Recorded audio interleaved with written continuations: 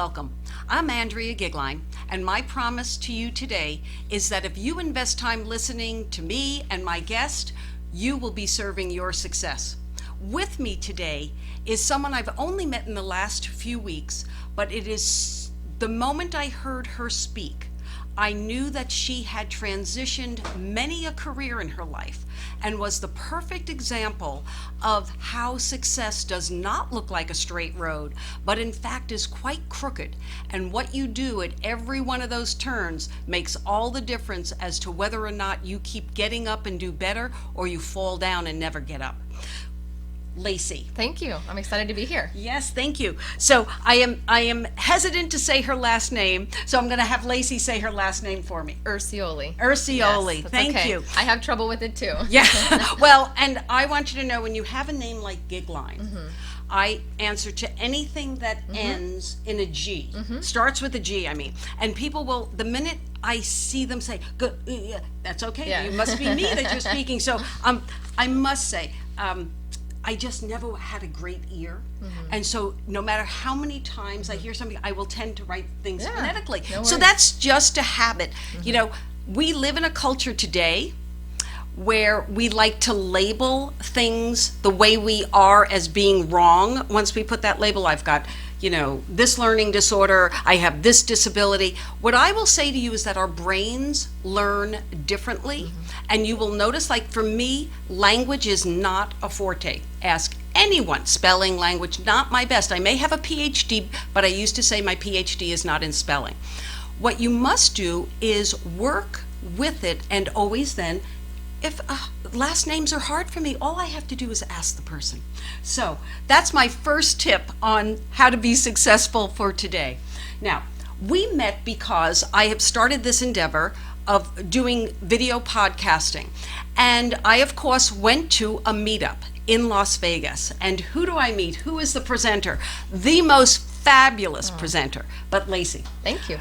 But in the opening 5 minutes, you told the story about where you were on that stage, talking about podcasts to this full room, was not where you had started. So fill us in a little bit about your path. Sure. I was lucky to grow up in Las Vegas. My family, I come from a family of performers, and my dad had a show band. My mom was a dancer. We had a dance studio where we were originally from, Kansas City.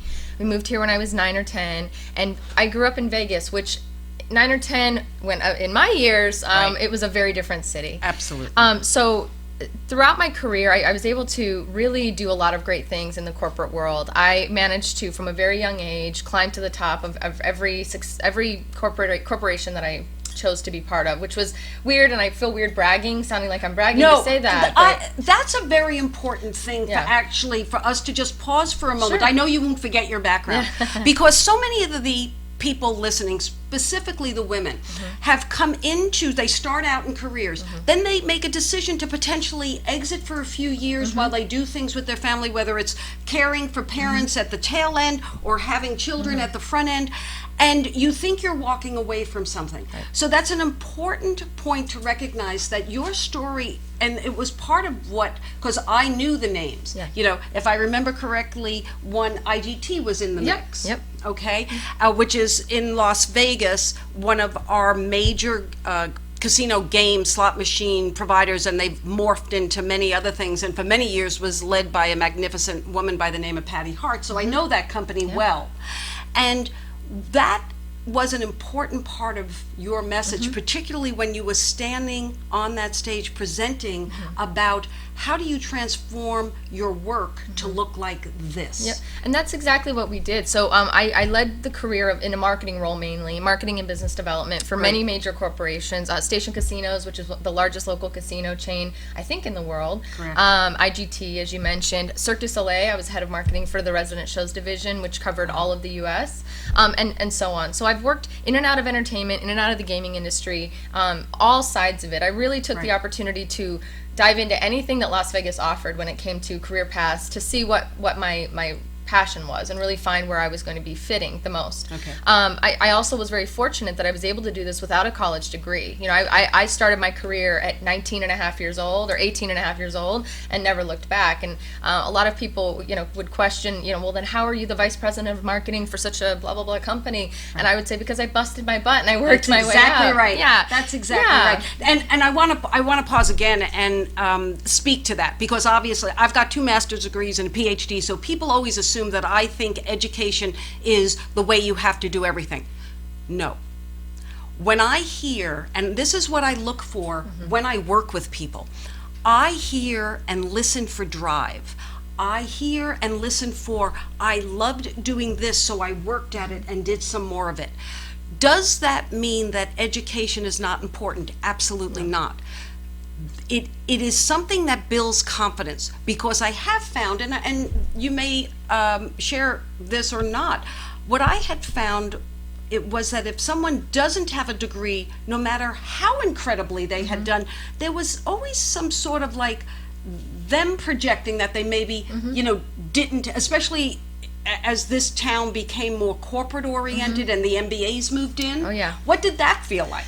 It was tough, I gotta say. Yeah. I've definitely lived with imposter syndrome for a long time, There you you go. know. But I Thank you. will say this, that many people with degrees that I'm friends with absolutely have that same problem. So it's not just non-degree Okay, holders. yes, However, yeah. it was definitely an issue for me. Yeah. I also had a lot of people-pleasing tendencies, which made me just go and do whatever I needed to do. But the reality is I had a fire in my belly that I didn't understand what it was or where it came from or what even, I didn't even recognize that that's what it was until now in my mid-30s. I look back and go, what the heck kept me going? I have no Correct. idea. It was just really, to your point, the drive and the desire to succeed, and also to prove everybody wrong. So as the MBA started moving into town, and I was very, very aware of that when it was happening. You know, I was watching it happen around me. I've gone back to school multiple times throughout my career, but inevitably, every time I've addressed that or tried to go and enroll, first of all, I love school, so I was like, Yes, yes, me yes, time. yes. It was like more like an experience Correct. for me, and inevitably, I would have to start a new job. I would have another baby. Something would happen in my life, and I had to put it on hold. So, but regardless of all that, I really did rise to the top, and I enjoyed every bit of it. Every place that I went, I found a way to make it my own. So when I went to Cirque du Soleil, I was the first director of marketing that they had, who brought forth partnerships with people like Marvel Comics to market the individual shows in town, or they're now part of the Macy's Thanksgiving Day Parade thanks to a program that I put together. Wow. So I really enjoyed that part of the business, but I never felt fulfilled. Nothing ever at the end of the day was exciting. I mean, I loved working for Cirque du Soleil, don't get me wrong. I was a dancer in my former life, did a lot of theater, so marrying marketing and the thing that I love the most is with entertainment was a dream, but it still didn't quite fit. So I was fortunate enough to meet my current business partner through a course of events. Cirque was laying off people due to some cutbacks. I was part of that process. I helped the process along. It was no problem. Right. And it gave me an opportunity to really step away from the corporate world for the first time in my life. Great. In my early 30s, and just shake and go, what the heck am I going to do next? Perfect. Let me pause again and tell you that so much of the work I do actually is with people generally many decades later. That's changing because corporations, people are now used to the fact that corporations, they have to look at their corporate jobs as a little bit like we say, he's not Mr. Right, he's Mr. Right now. Well, so much of corporate jobs are like that. Take the best, bring the best when you're there, take the best from them, but always be aware you may be asked or called upon to do something else. So that's generally when I meet people, when it's like, oh my goodness, what do I do now? Yeah.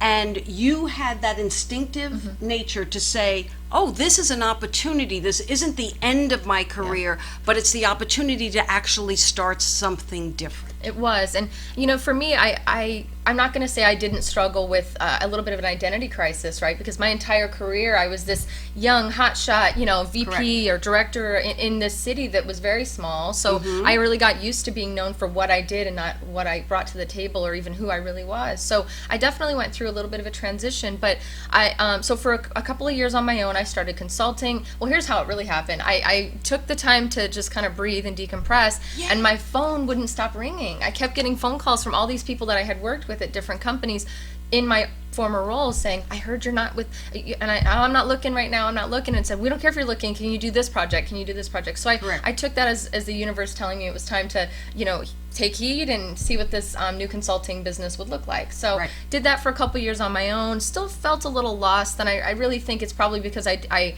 had so many years in that you know how it takes that much longer to decompress, but I was still having a great time and seeing my kids more and really trying to figure out who the heck I was.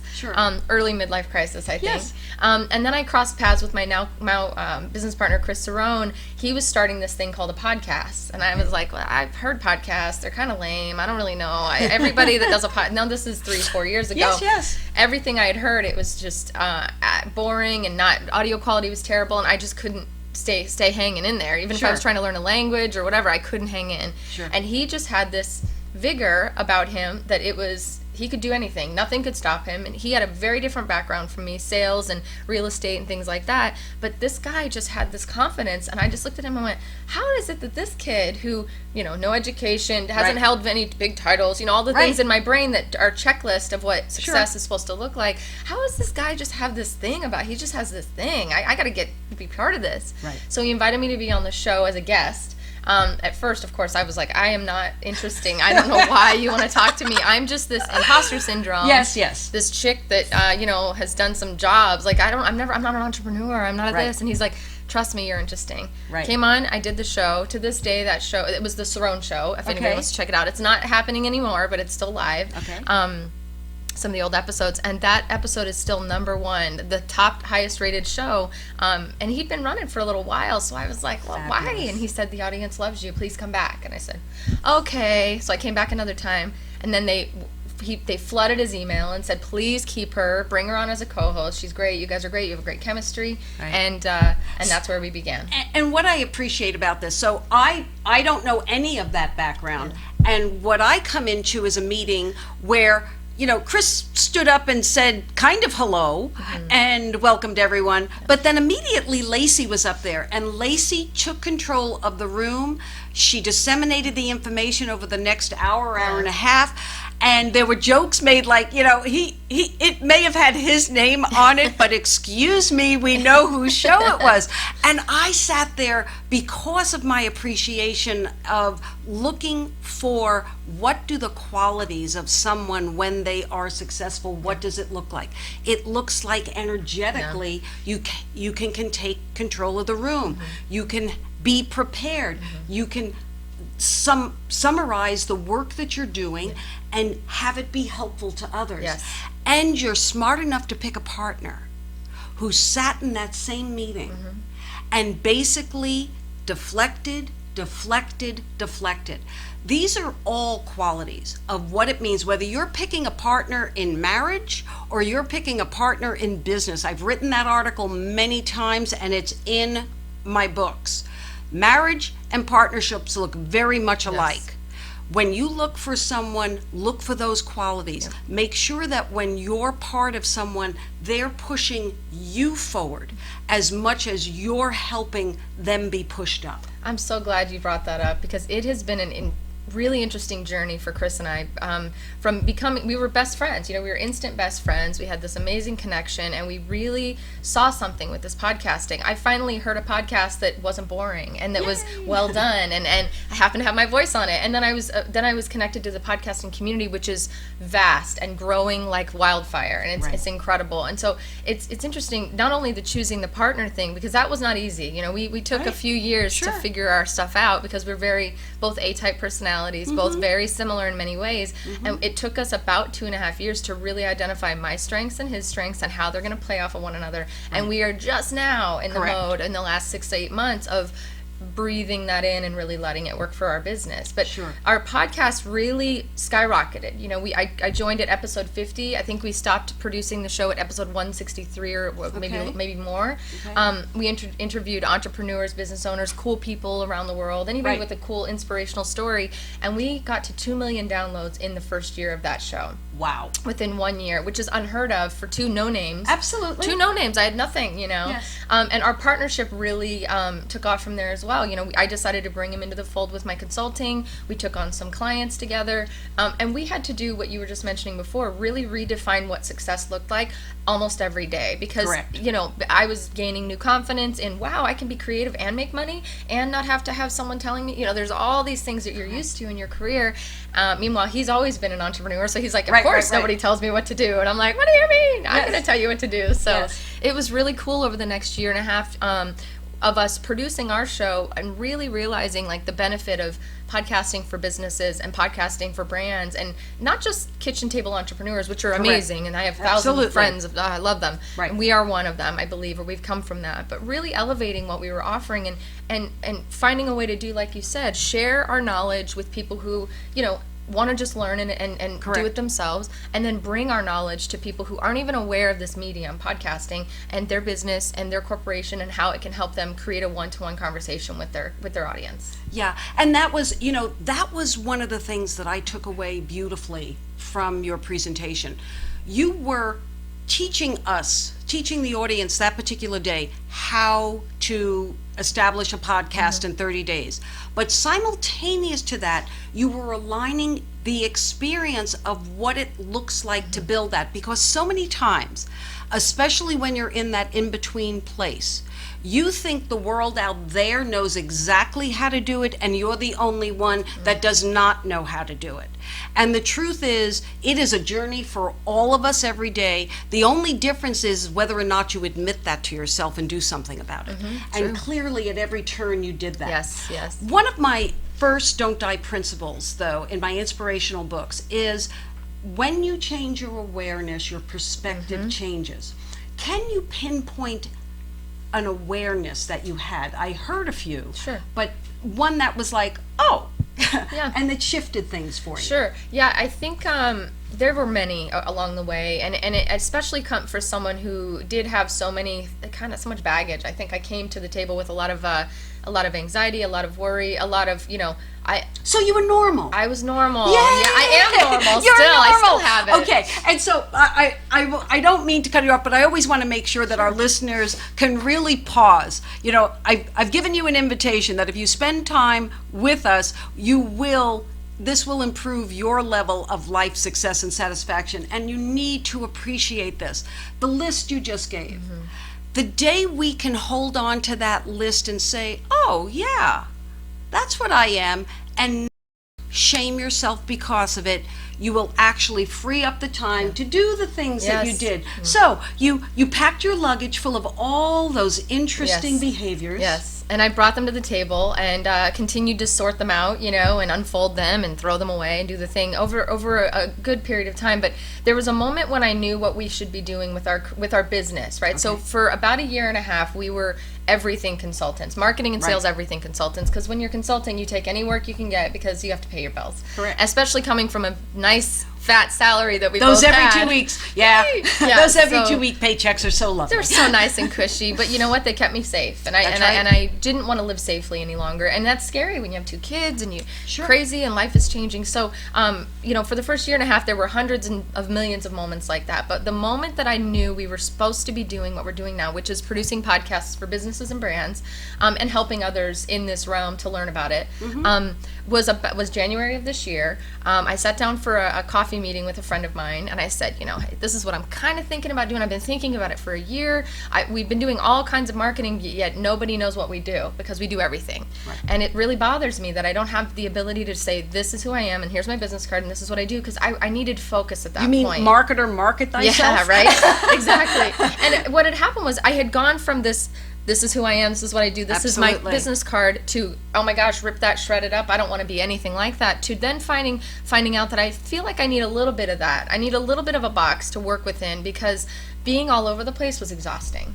But it was great because I was able to experiment and find really what I wanted to do. So fast forward to January of this year, or rewind, I guess, at this point, sat down to coffee with a friend of mine, and said, what I've really been thinking about doing, and I'm really scared to take the leap because I don't know if the industry's quite ready yet, is I just want to go pitch to businesses to let us produce their podcast. I how know, interesting. yeah, I know it's a medium that people can use. I know that it works. I know how to grow an audience. I know how to produce a fantastic show, but I'm so scared that if I say no to these other clients while I'm trying to build this business, that I'm going to shoot myself in the foot. And in the middle of this conversation, a woman comes up to the table to speak to my friend who is pretty well known in town. He's Board of Regents, things like that. And she says, oh, it was so good to see you last night at this event. She interrupts our conversation. It was great to see you. And he looks to me and says, I'd like you to meet my friend Lacey. She produces podcasts for businesses and brands. So he did it for me right in that moment. And the woman who I was speaking to was the state director for Hillary Clinton's campaign here in Nevada. And her reaction was jaw on the floor.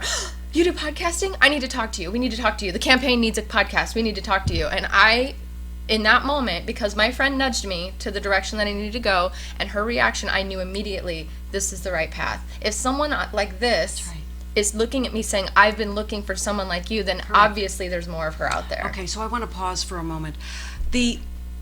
Many times in my writings, I have brought up the term synchronicity. When unrelated events come together. Now, they can come together good, they can come together bad. So many times in the pop psychology world, synchronicity will be used for everyone to explain why they just made the worst mistake of their life. Oh, but it was synchronistic, because they want an excuse as to why they're going to do something that they haven't thought through very much.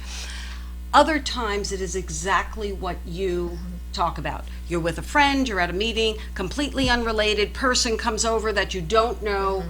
In an industry you have no involvement in. Correct. And they hand you an opening. And in that moment, viscerally, you're making a decision that says, is this where I belong? It's the same way that you'll make that decision if you're in a job and you're trying to decide, should I leave now and just focus on my family for a little bit? Or should I leave now and start a business? It's that same exact knowing that can't be defined until you experience it. And I believe you described it perfectly. Thank you. They gave me the invitation to say yes. Correct. They gave me permission to say yes, and I took it and I ran with it, and I came home and got on the phone with Chris and said, we need to just do it. We've been talking about it for a year. Let's just get over this. We are storytellers. That's what we want to be. Correct. Every business has a story. Every brand has a story. Every person has a story. And for those that aren't the type of clients we're looking for, let's give it to them for free. Let's just help them for free. And this is a conversation. I didn't come up with it on my own, but through our conversation, this is what we created. Correct. And I kid you not even 2 weeks later, we had a meeting with UNLV. Pitch them on their own podcast, which we are producing now. It took a few months, but we're there. And from there, we were able to just start making phone calls and really decided what was our value proposition, what were we offering, why do they care? And because of our connections in town and because of my amazing past of my corporate world time, I was able to pick up the phone and call people that maybe others might not know to call. So that was an amazing gift that my past life gave to my future. It really was awesome. Yeah, no, that's terrific. And knowing that we had lived through an election cycle that's quite unique in the United States this year, and knowing that someone approached you from one of the parties, was there any consideration? Would you have been able to do it if it was the Independent Party, if it was the Green Party? Would you have been able to sense that no matter who showed up? Absolutely. It could have been. It could have been the owner of Sneaker Power downstairs or down the street. Correct. It could have been anyone. It didn't but it happened to be the Hillary Clinton, the state director for Hillary Clinton, which was pretty powerful in that moment. But yeah, it could have been anyone. And we didn't end up producing their podcast. With the election cycle, as you can imagine, things are pretty crazy. And I think it was probably a good decision for us to stay out of that. But but all it did was give me permission, and it was amazing. And it could have been the vet on the corner. I mean, it didn't matter. All I needed to hear from was a business owner or a professional that I knew that I would want to pitch and that I would be able to help with their business with this medium, that they were looking for it. I was ready. Lacey, you've set me up so beautifully, because one of the things that I have insisted upon when people speak of synchronicity, do not think it actually has to work out. Okay. It is that knowing in the moment that something connects in your heart it touches your mind, and you get a piece of information and knowing for yourself. The thing that did that didn't even work out. Right. That is perfect. And pay attention to those things. We think something has to work out, and let me tell you something. I had in the last week a very interesting scenario in my own life where my husband, who has had this fabulous, huge corporate career and many, many bumps in the road, someone had said to him whether or not he was sorry about one of the jobs where he had been the CEO, or what turning point, and he talked about one in particular. And I said, that's really strange. For me, that instance, I believe you should have made a different decision, because I think you loved your job so much you should have stayed with that instead of aspired to the next thing. Within about 5 days, we happened to revisit his old company. Both of us were so crushed on how the company had changed, and we knew a lot of the changes had taken place during the period after he left, and then it set a different tone than he had built in that company. And within about 24 hours, I went back to him and said, I really made a mistake, because you would have not stayed with that company and seen it dismantled the way it is today. Like it was totally an unrecognizable company. That would have been more crushing to him than Correct. actually just being able to part ways. Correct. Yeah. So know that standing in your truth at the moment is all that's important. Yep. Yeah. Now I got to tell you, there's been hundreds and hundreds of times throughout my career where I was in that same position. Do I leave? I'm not happy. This isn't fulfilling. This is taking me from my. There were hundreds of moments where I could have made those decisions, and I've always and I don't really believe in living with regret. Correct. It weighs you down. But there are moments in my life where I have a twinge of that, where I look back at my career and think, gosh, I missed this time, or I missed that moment, or I missed this dance competition, or whatever with my children. And I got to tell you, I don't regret not leaving those miserable jobs that I didn't enjoy. And not all of them were miserable, but I don't, because they made me who I am right now. Correct. All of those crap experiences, all of those great experiences, all of those people that I touched along the way are now a part of who I am today. And I believe firmly that that is the gift that it continues to give as I move forward. Yeah, that's one of the things, the concept of recrafting an experience is something deeply embedded in positive psychology, where you never deny the reality of what went wrong. This job is not the best one. It's causing me to have to get up too early and stay too late, and I don't eat well, I don't get to exercise, I don't get to see my children. I mean, we all have those lists of what these jobs do to us. But on the other side of it, when you step back and say, wait a minute, I learned this, I learned this, I learned this, and you tell the story from that perspective, and you clearly, because I was struck by the stories of transition, and it wasn't about how hard it was and why I was so glad to get away from that job. It was all about how one thing evolved into the other. Absolutely. Evolution is, I think, the phrase of the day for me on a daily basis. It's constantly in my head, because I do believe that you cannot become your greatest you. You cannot do what you're supposed to be doing in this universe today or tomorrow if you're not accepting of what it's delivering to you today. And you have to let that transformation happen. And if you force it, or if you are dishonest in it, or if you aren't really able to look at yourself in the mirror every day and realize, what you're bringing to the table and how are you helping the universe deliver all these amazing things to you, or you're not grateful for those moments, where I didn't have a client a couple of months in a row, and then all of a sudden it's, how is money just coming to me out of nowhere? How is it, being grateful in those moments? Then you really have to be able to take heed and really look at everything on the table all at one time. One of the hardest things for me in my own path, because I was always so, as I have admitted publicly many, many times, I'm very money focused. When I was measuring everything by how many dollars were coming in, I was getting into trouble, because so much more was coming in, and it wasn't until I began to see all the other things coming in that then the money kept showing up. Yep, it really does. Yes. That's the number one thing, and I know this isn't about creating a podcast, but that is the number one thing we tell people, if they're looking to do it, coming to our free seminars, or if they want us to build a podcast for them. if you are doing it for the money, we are not in. You Correct. shouldn't be doing it. You absolutely will not be happy with the result, because it will either not come fast enough, it will not be enough, it will take more money to get you there than it will pay it back. It'll never be even out. So you need to find a reason to do this for other than money. There needs to be a real why there, and then Correct. we're happy to help you. Yeah. Oh, that's really, I actually shared that advice. I sat in your presentation. I have a magnificent niece who's 26, 27 years old, Kara, and we were talking about her love. She had done radio through her college years, and her love for wanting to get a podcast. And she was just saying, but there's no money. I don't know. And I said, just this week, I heard a woman, and she said, do what, create the information you love, know who your audience is. And that's what you took away from me, I know who my audience is for my work, but I nuanced it differently after our conversations. Good.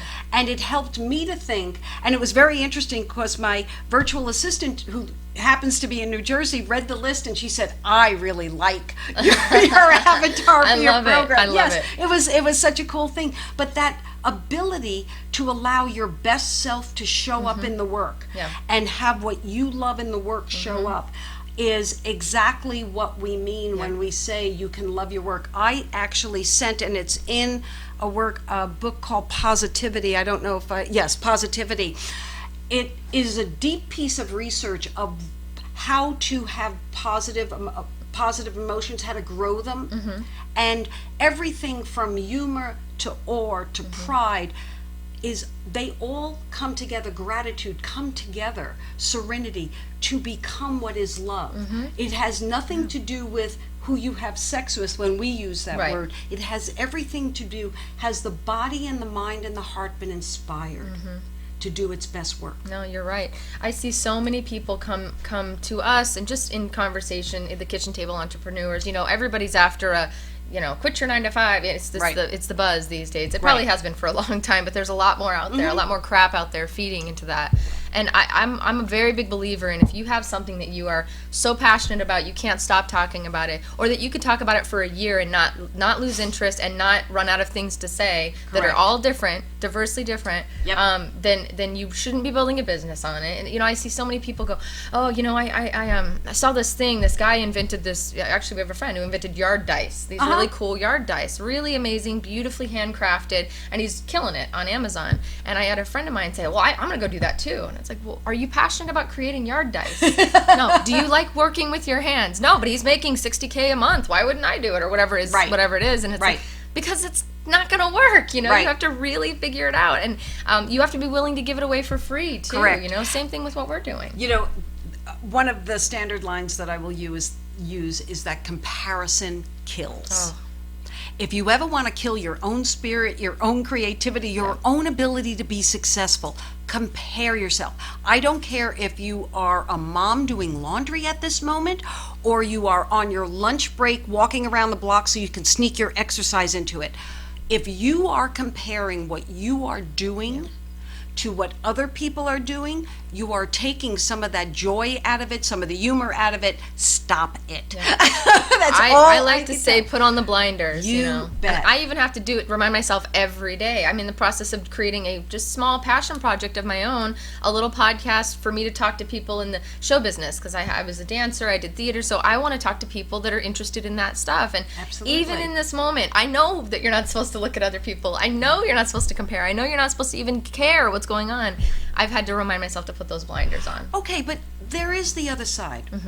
For me, when we forget and we start looking, we're actually doing market research. There's that part. I'm all about market research, but you can also research the heck out of something to a point that you researched it away from your life. Correct. Yeah. And so it's one thing to do the research, it's another to never write the report. Yeah. I like to set deadlines. I like to give myself time frames. So I allowed myself, I think it was 7 days to look up and look all over the internet for anybody that's maybe doing a little bit something similar to what I'm doing. And after that 7 days, I don't care. I don't want to know. I already know. And if somebody new comes out of the woodwork, it's not my business to know about it at that point. Yeah. Yes. Yeah, I want to talk about one of the other don't die principles I have, which is you teach what you need to learn. So you come into my life because I needed to learn about this animal, the production company that does this podcast. And John, you're going to have to yell over, what is the name of your production company? Worldwide Digital Broadcasting Corporation. Thank you. I want you to know, he pointed to a sign on the wall that even with my glasses, I mean, I could have given you the initials, but I could not give you, yes, WWDBTV.com.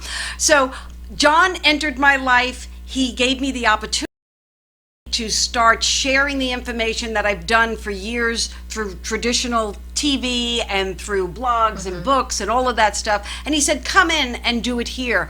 And this is my love. And it's always been, and waiting for TV stations to want me to talk about this wasn't happening. So I was there as your student, and I will continue to be your student. Trust me, trust me. But I also heard you were doing this as you were simultaneously building your next opportunity. Yes. So tell us about that. Yeah, so we that moment that we talked about in January where we had been all over the map, and once we put our foot in the ground and we drew that line in the sand and said, this is what we're focused on. We are storytellers. We're telling stories through audio and video. Our company does nothing but that. We had to say no to some business, things like that. That's hard to do. Say no to people bringing you money is very hard to do, but we had to do it to silence the noise and really get on that path and focus. And so it's been a wild ride. It's been great. We've continued to give it away for free. We say once a month with our free meetups. We change those meetups, and it's really inspiring too, because we come across people like you, and just so many cool people come into our lives because of that. So I'm all about it. If you can do it, give it away for free a little bit. You'll feel great about it. Beautiful. So we're doing that, which is wonderful, and that's feeding our soul.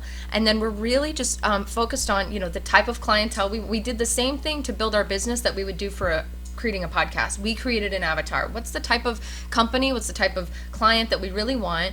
Why do we want them versus others? Why are we saying no to this and yes to that? And really got down to build what we want to be our future. And it's been like gangbusters. I'll tell you this, we've gotten some meetings with some amazing individuals in town. City of Las Vegas, UNLV, LVCVA, R&R Partners, which is the agency for LVCVA, the RTC, Regional Transportation Commission. We've had meetings with people like that, and we've never got a no in the meeting. Every meeting has been, yep, we believe what you're doing, and yep, we're interested. And and from there it's always contracts and pricing and figuring it out. And not every one of those has worked out, but everyone has said yes. And so every time we get a yes, it just reminds me, okay, the timing is right, we are on the right path, and our building of the business continues to grow. So we've brought on several new clients this year, which has been really amazing. Fabulous. UNLV was one of the most recent clients. We produced the first official UNLV podcast, and it was surrounded around the growth that's happening at UNLV right now, as well as the presidential debate, which we hosted just a couple of weeks ago here in Las Vegas. So we were able to now, are you together. doing that out of the Greenspun School? We so we're working hand in hand with the company. We're with UNLV. We produce the show outside of there, but we do record some of the episodes at their Greenspun building, because it's the most beautifully technology-ridden building in the city, it feels like. Yeah, I was the speaker selection for TEDx UNLV in 2014, and that was our facility building that we used. Yeah, beautiful building, and the staff has been amazing. The team over there has been incredible, and it's just been a dream, to get such great feedback. They're pleased with our work. They're happy with what we're doing, and we just continue to chip away and evolve at our pitch, and also evolve our process, which has been important. Perfect. For my last question or observation, throughout our conversation today, you have spoken repeatedly of the universe, of it felt this way, this happened. You have sprinkled your conversation with enough that I know that there is at a minimum a spiritual association to your work. Yeah. So talk to me about what that means, if you're willing. Sure. And how that's helped. Sure. I've always been a pretty deeply spiritual person. Religious, no. Were you brought up in a family with a religion? I was actually the one bringing the religion to my family when I was younger. So I got my entire neighborhood baptized at the age of 6 or 7. Oh, I love it. At Vacation Bible Camp. So I love it. Spirituality has always been a big part of my life. My grandmother was very, very religious. Not spiritual, but very religious, Baptist in Kansas City, Missouri. And so I grew up with a little bit of that and fell into it. and love it. I love Right. the community that can breed and build. I've kind of come to and from that throughout my life, and I've kind of gotten to a place now to where I absolutely believe that I am not in control of my destiny. I am in control of maybe the way that it goes, but Correct. the opportunities that are delivered to me are not from anything but manifestation and constant conversation with myself and whoever the heck's upstairs. I'm not a deeply religious person, but I do attend church. I do go to church, and I do include that as part of the conversation, because I do feel like if you're not thanking somebody for what you've been given at all times, then you better just get off the pulpit and walk away. Like, stop talking now. So Gratitude- just gratitude has its gratitude is place. my spirituality. I'd like to say, and I do attend church just because I'm a firm believer in the ritual the aspects ritual of it. aspect, and also the Community. The community is my favorite part. It's my favorite part, and I like the music too. Okay, yeah. So I have to say that those are all the touch points. I've always I studied across religions. My faith of origin was Catholicism that had enough pomp and circumstance for the whole world. Yeah. And I say that I've evolved that religion of origin, but things like and whenever you can be in a community, no matter what the denomination, if there is gratitude, Yes. if they are teaching you ritual and coming together as a community, it's really a very special thing. When you are not there, you know, we were a nation built on that 1 hour, and then we went to work and we kind of lost it at work. Do you have a reflective time, a writing time? Do you have a process that is outside of that? It's funny you asked that. I'm really trying. I have in the past had that as a very rich part of my life. I would do women's groups and weekly meetups and studies, and then I would pull away. And I think every time I would pull away, it was the more darker times in my life when I was trying to just find myself. But I'm really taking time right now actually to focus on creating those sort of personal rituals that I do. So whether it be 5 minutes of journal writing in the morning, or prayer, or just quiet time, or meditation, things like that. I'm right now in the moment, like in the last 2 weeks, in the moment of really trying to create what that looks like. Because what I realized and what I learned in the last 3 or 4 years was, what I was saying before, I was abandoning all structure and really trying to just be free and do all this stuff. I realize I do need some structure in my life, and so that I'm trying to create my own structure rather than just going to find some box that I go to and clock in and clock out of to provide it for me. So if I'm going to live this life that I want to live, and if I'm going to be an entrepreneur and build a business and be able to be responsible to the people that are paying me money or even that aren't paying me money to do this, I need to have some structure in my own life on a daily basis to wake up and know where I need to be and what I need to do. Because the days that I don't have that are the days that I get anxiety, that I get really worried about, the kids and what am I doing with my life and where am I going, and I start to spin out of control. So I feel like a little bit of structure, not a lot, but a little bit really helps me stay on track. Okay, so in Las Vegas, there is a terminology in the casino industry where someone is a shill at a table. I've been one of those. You've been one of those. So that's when someone will sit at a blackjack table, and who knows who put them up to it, but it's so that other people will come and play. Gravitates together. I couldn't have paid for a better show today, because what positive psychology offers, what we know works, is that reflective time each day. It can just be a few sentences starting out with what you're grateful for, starting your day, ending your day with that. Giving yourself, out of the work of mindfulness, giving yourself that time. Start at 5 minutes, work to 20.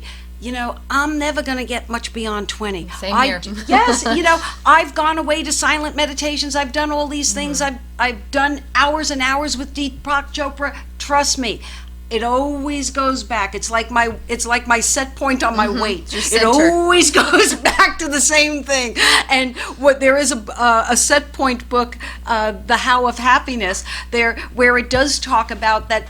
As we do all of these things, we will tend to gravitate back, but what we know is that when we do these particular things, what you are doing is elevating, you're stretching that ability for you to do more. Yeah.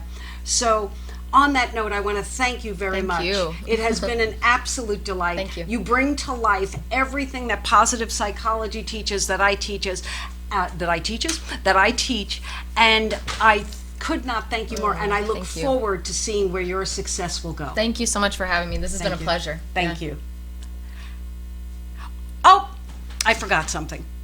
and it's always good to be able to edit. So I want to thank you so much. But the most important thing, everyone knows how to get in touch with me. I really want them to know how to get in touch with you. You can visit our website, swellstorymedia.com, and I'm on most social media at Laci Vegas, Laci Vegas. Beautiful. Thank you very much. Thank you. And thank you, John. That was very good. Welcome. I am Andrea Gigline, and I am an applied positive psychologist and a success catalyst. I invite you into my webcast, which is a series that I will be creating highlighting how people transition through life, and I will be highlighting the parts of positive psychology that show anyone how they can replicate the things that have worked and avoid the things that have not. Know that my work is grounded in positive psychology, which is very clear that you do not deny realities, but you live your life to defy them. You do it by continually being aware and recasting for everything that happens in life in order for it to become a stepping stone for you. In this process, over the years, I've developed a book series called the Don't Die brand of inspirational books. In every one of the books, they're nothing more than short stories which are true and use 4 simple questions to help you evolve wherever you are at any given moment. And the questions are, is there an awareness that you need to bring to the surface so that a perspective you're holding that's actually holding you back will shift? Is there a goal that you are not achieving because you are making excuses? Is there some lesson that you're really great about teaching to everyone else, but for yourself, you still have not learned how to apply it? And lastly, is there an experience that you have had that you finally need to transform into the stepping stones of your next great success? During my webcasts, I will have the most interesting people from the community that I live in, and if you happen to be in Las Vegas and you think you'll be one of those interesting people, drop me a note. But what we will be doing in our conversations is connecting the points of positive psychology with the real stories of people through all walks of life, but specifically how they have been evolving their lives so that they have the meaning that they want to be successful. So, I am Andrea Gigline. I am an applied positive psychologist. If you'd like to get in touch with me, go to my website, servingsuccess.com, or write me a note at drsuccess, DRSUCCESS, at servingsuccess.com. I look forward to your input on these webcasts, and I look forward to us growing this conversation together. Thank you.